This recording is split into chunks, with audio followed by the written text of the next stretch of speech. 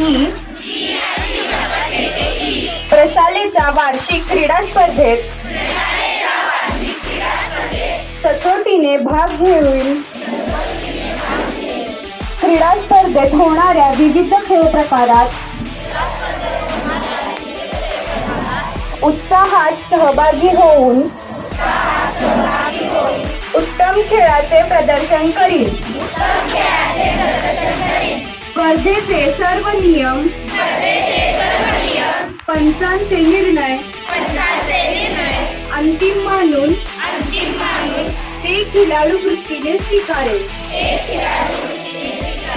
माझी प्रशाला केंद्र बीट तालुका जिल्हा राज्य व देशाचा सन्मान